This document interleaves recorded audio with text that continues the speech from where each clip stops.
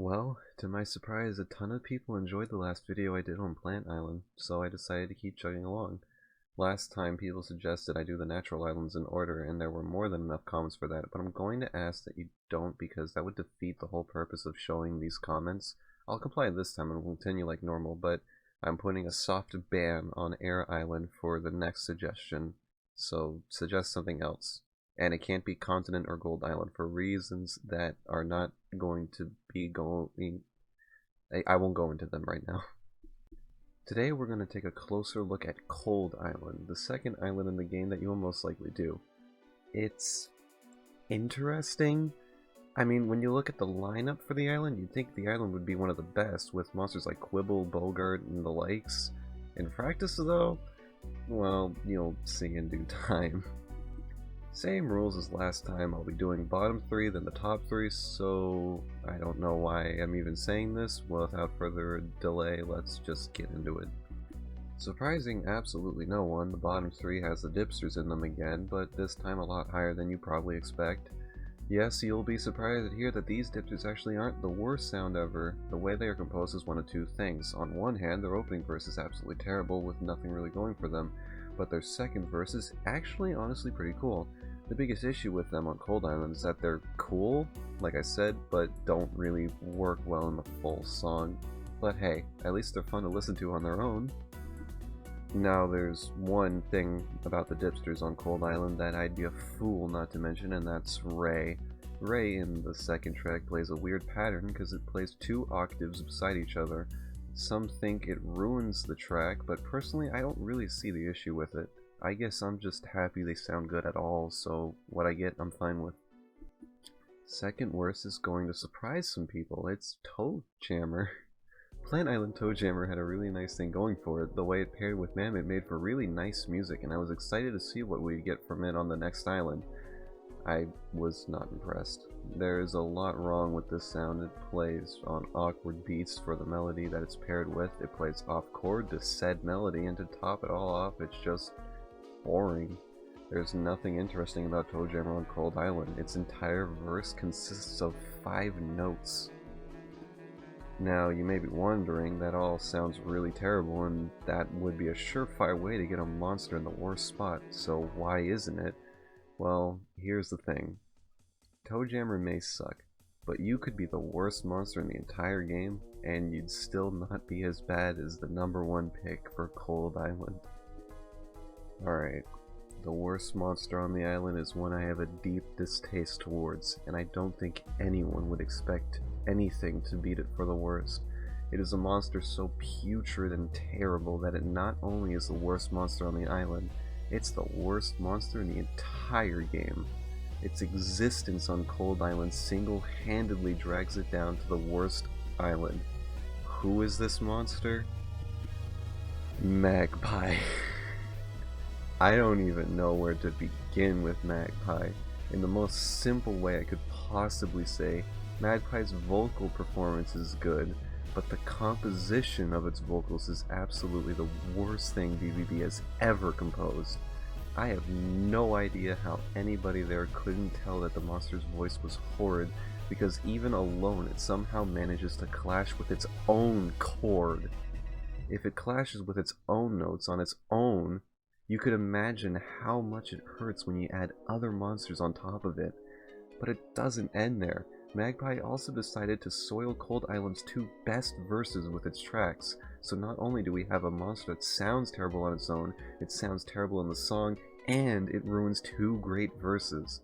All of this combines to make it the most widely accepted worst monster in the game.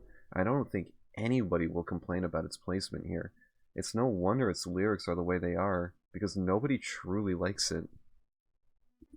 Our dishonorable mentions include the following monsters. There is a group of monsters on the screen right now that all play the exact same rhythm and melody.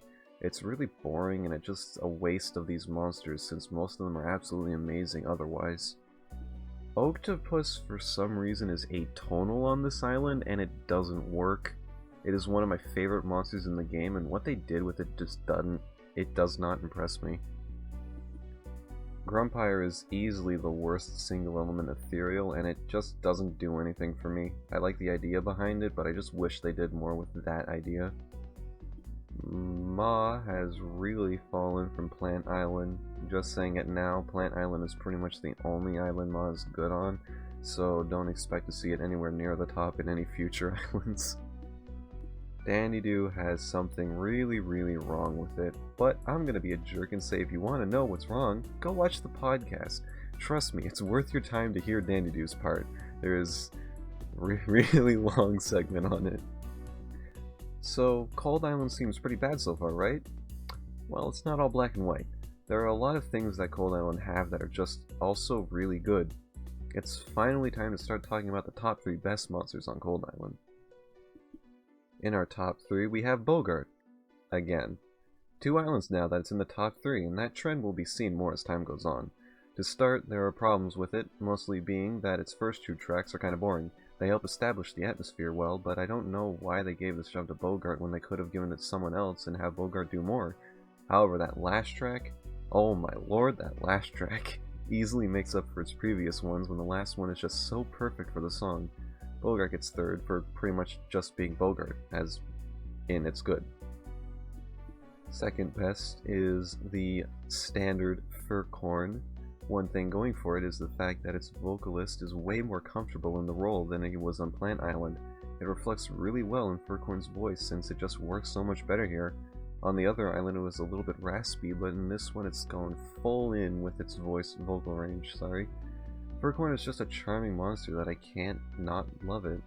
Song-wise, like I said, it has a really good vocal performance, making the verse it plays it one of the best verses in the song once you get rid of a certain stain. The first one is one I bet no one saw coming.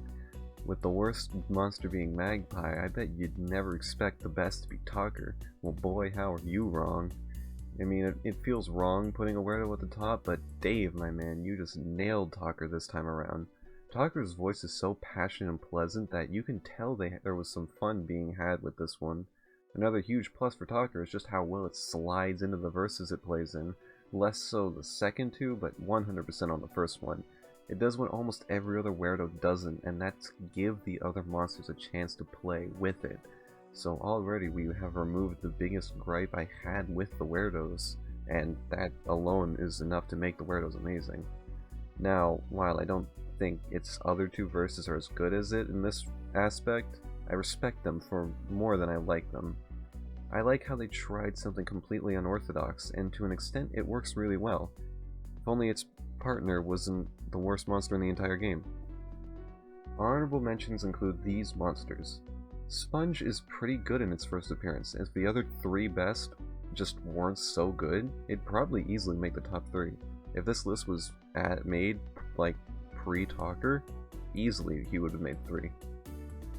Mammoth vocal-wise is amazing, but unfortunately is dragged down by the fact that it just plays the same rhythm as like 90% of the monsters on the island.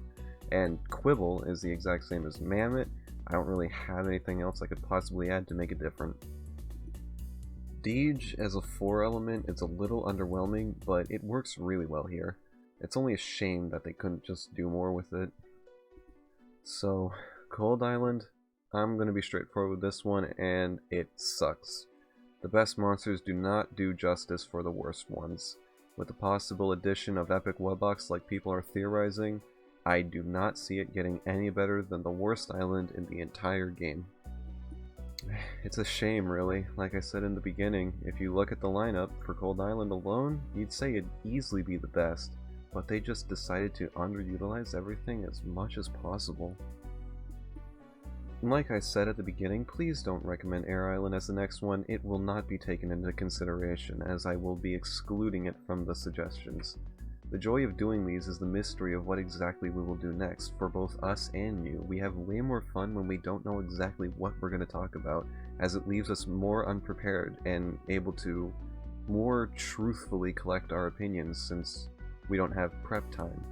There's many islands out there that are interesting in one way or another, and I promise none of them are as awful as Cold Island. Some get close, but none are as worse. Well, that's everything this time. I'll see you all in the next video. Oh yeah, and by the way, in terms of a tier list, I don't even think I really need to explain why I'm gonna put it in D, since I kind of already explained why it's going in D. Okay, thanks, bye.